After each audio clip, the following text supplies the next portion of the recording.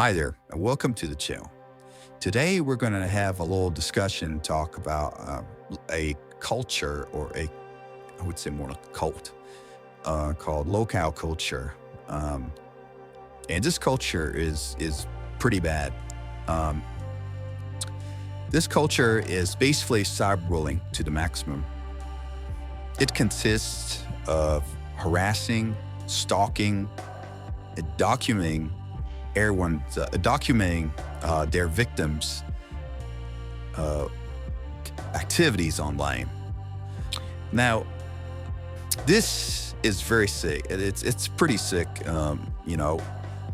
because most of these people who are victims, they call them cows, and most of these people who are they call cows. Most of these victims, they're most likely neurodivergent, and I think that's what it's called. Most of them are neurodivergent. They have, mental illnesses, and some that are really, are like, I guess, underdeveloped mentally. There's quite a few people who are victims, one guy named Chance, who's from Akron, Ohio. He's really mentally underdeveloped, and so continues to get tricked by these trolls who are basically sending him kill sticks to stick, into his computer, Xbox, TV, and stuff to fuck up. I'm not so sure about him. Many people have said that he's guilty of things, but he seems to continue to feed into these trolls like William Blorhill and all these people who are harassing him. He seems to feed into them rather than just, block or report them or forever. But they go to extreme, these people control him, because the extremes, like they would do things like send random stuff into his house, drop paint buckets on his house. Then they do a lot of crazy stuff. Then they try to set his parents' car on fire. If that says anything, it's extremely sick, and it's extremely fucked up. But that's just an example. And then there's another guy named Chris Chan, who is basically the first, I guess you could say, low cow, or the first cow. Chris is a man who is autistic too. He's autistic.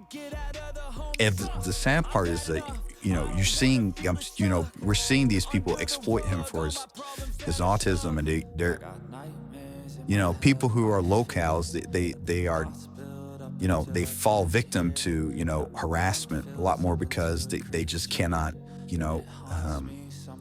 take it.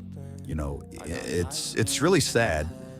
Most of this stuff, it consists of, planning and harassing people, and most of it is organized on their website called Kiwi Farms.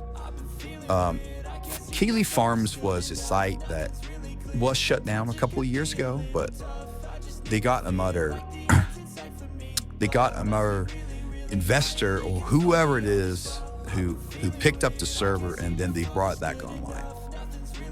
It's really sad that it's back online, and it's being used to facilitate more harassment and more stalking campaigns and slander campaigns and stuff towards people. I mean, it's just, I don't know what to say about this. I mean, anyone who participates in this type of stuff, I mean, they're really not of sound mind. I mean, why do you think it's okay to do these things to people? I mean, attack people, just because they're autistic, exploit them.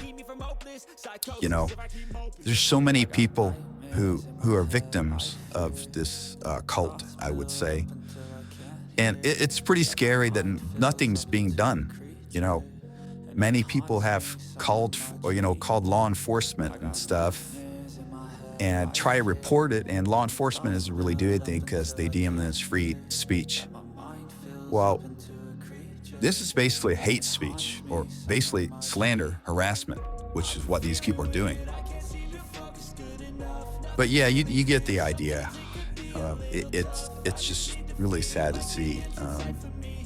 This is something that I've seen.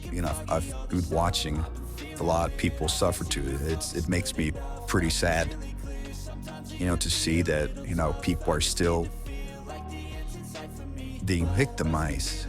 Um, it's really sad. I mean, there's more people like there's this other guy named Joshua Blott too, who is basically um, I'm autistic and I am too.